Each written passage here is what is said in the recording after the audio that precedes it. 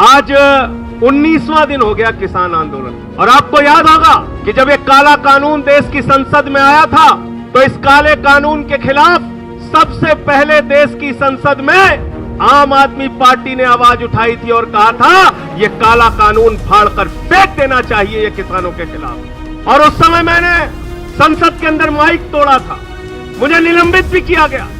Bharatiya Janata party के नेता ऊपर से लेकर नीचे तक रो रहे थे, अरे माइक तोड़ दिया, माइक तोड़ दिया, माइक तोड़ दिया।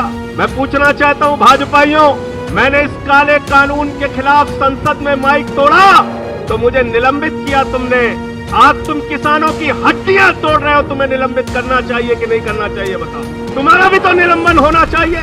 80 साल के बूढ़े आदमी की आंख फोड़ दे रहे हो, आंसू गैस के गोले छोड़ रहे हो, लाठियों से बर्बरता पूर्वक पीट रहे हो, नेशनल हाईवे को खुदवा दे रहे हो, 302 के 307 के मुकदमे लिख रहे हो, और तो और कुत्ते भी जिसका खाते हैं उसके वफादार होते हैं। तुम अन्नदाताओं का खाके उनको आतंकवादी बोलते हो, इससे ज्यादा शर्मनाक बात को नहीं हो सकती। उनको आतंकवादी कह रहे हो, जिनका दिया हुआ खाते हो, जिनका पैदा हुआ अनाज खा के तुम बड़े हुए, जिनका पैदा हुआ अनाज खा के तुम्हारे बच्चे जिंदा हैं, जिनका पैदा हुआ अनाज खा के लॉकडाउन के दौरान इस देश के लोग लाखों करोड़ों लोग जो भुखमरी की कगार पे पहुंच गए थे, उनका पेट भरने का काम इन्हीं अन्नदाताओं ने किया, जिसको आज मोदी सरकार आतंकवादी कहती है। शर्म आती है ऐसी सरकार।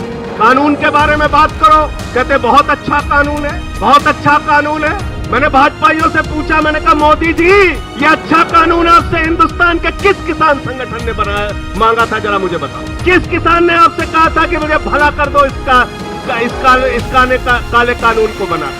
और इस तीनों काले कानून को देश के करोड़ों किसानों के लिए नहीं, मैं पूरे जिम्मेदारी के साथ कहना चाहता हूं, जिसकी गुलाम ये सरकार है उस अडानी और अंबानी के लिए लाया गया है। ये काला कानून किसानों के हित में नहीं लाया गया, ये काला कानून किसान के हित में नहीं। और नरेंद्र सिंह तोमर से लेकर प्रकाश जावड़ेकर तक जितने भी गुलाम मंत्री हैं, मैं चुनौती देता हूं इस मंच के माध्यम से, आप पूरे दिन बहस करो।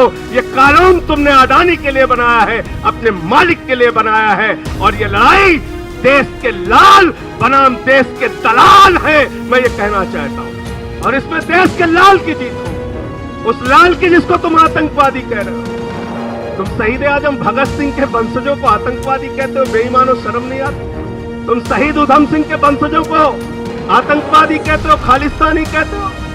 तुम शहीद करतार सिंह सराफा के वंशजों को आतंकवादी कहते हो? तुम लाला लाजपत राय के वंशजों को आतंकवादी कहते हो? तुम जलियांवाला बाग में कांड में अपनी शहादत देने वाले हजारों हजार हमारे सिख भाइयों के वंशजों को आतंकवादी कह के देश के आजादी के आंदोलन को अपमानित करने का काम किया है। तुम लोग देशद्रोही हो, देश के साथ गद्दारी करने वाले लोग हो, और वो अन्नदाता हमारे देशभक्त हैं जो अपने हक के लिए लड़ रहे हैं।